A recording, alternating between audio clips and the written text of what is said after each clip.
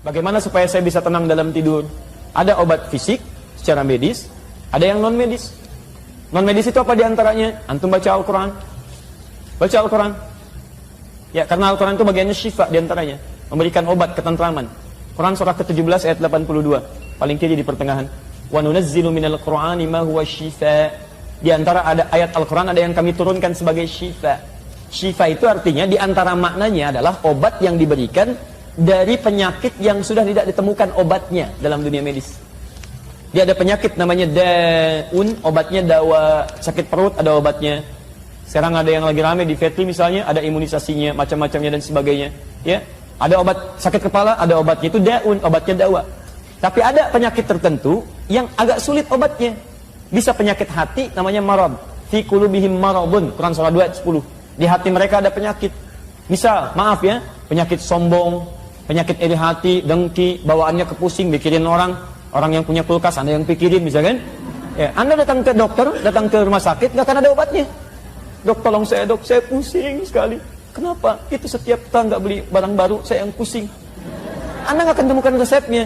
Paling-paling dokter nulis, Quran surah sekian, ayat sekian. Bawa pulang. Sudah. Ya, jadi teman-teman sekalian, itu namanya syifa. Yang kedua, penyakit fisik yang memang nggak ada obatnya. Seperti misal tentang kisah surah Al-Fatihah. Hampir di semua kitab tafsir disebutkan. Ada seorang suku, kepala suku di Arab terkena kalajengking disengat. Kalajengking Arab sengat luar biasa. Obatnya sana sini sudah nggak ditemukan. Kemudian menemukan sekelompok sahabat mengatakan, adakah di antara kalian bisa menyembuhkan? Satu mengatakan biiznillah, bima makna dengan izin Allah. Kemudian dia datang bacakan surah Al-Fatihah. Quran dibacakan. Begitu dibacakan surah Al-Fatihah, sembuh dia dengan izin Allah Subhanahu wa taala. Diberikan hadiah kambing, dibawa pada Nabi. Nabi, terjadi begini, kami diberi kambing, bagaimana ini? Kata Nabi, tahu dari mana kalian kalau Al-Fatihah bisa menjadi syifa?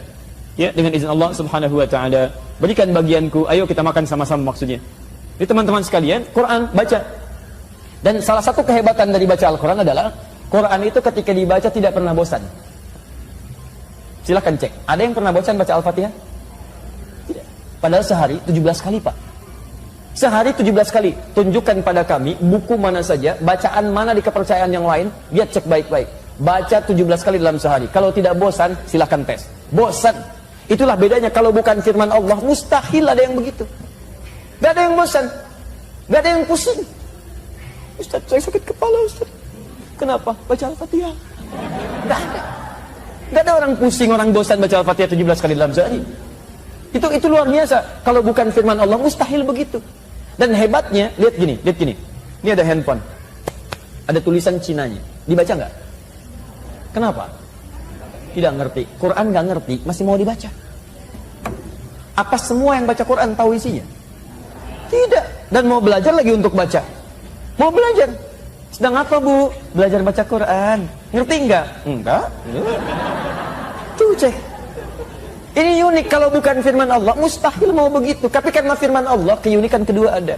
3, orang baca Quran tidak bosan, tapi cepat ngantuk. Oh, iya betul ya. Itu semua. Akan cek. Bacaan lain tidak. Kenapa? Karena setan tahu ketika dibaca ada pahalanya. Setiap hurufnya 10 kebaikan.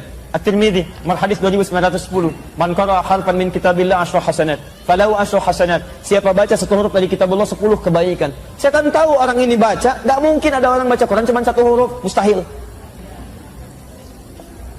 Nun. Sudah enggak ada. Silakan. Bismillahirrahmanirrahim 19 huruf, 190 kebaikan. Setan tahu itu. Makanya ayat baru sedikit, 5 menit ya. Tapi bacaan lain tidak. Coba cek antum, bangun tidur, update status WhatsApp, lihat. Masya Allah, jadi bercahaya. Istrinya menyimpulkan, aduh, sejak taklim dengan Ustadz Adi, banyak cahayanya. Luar biasa. Ustadz, suami saya amalannya apa ya? Nih, update status. Jadi teman-teman sekalian, tahan tuh. Lihat TV, lihat ini, baca, tahan. Quran tidak. Baca, ngantuk. Baca, ngantuk. Maka ibu kalau ingin tentram tidurnya, ambil mushaf. Begitu bangun, baca, tidur lagi. Itu lebih enak. Minimal ada ketenangan dalam jiwa, ada pahala, ada ketenangan. Dan biasanya kalau Allah sudah berikan satu keadaan tertentu, itu ada kemaslahatan untuk kita. Boleh jadi dibuat bangun, doa lagi, baca lagi, doa lagi, amalan lagi. Nanti kalau sudah capek beramal, istirahat sendiri itu.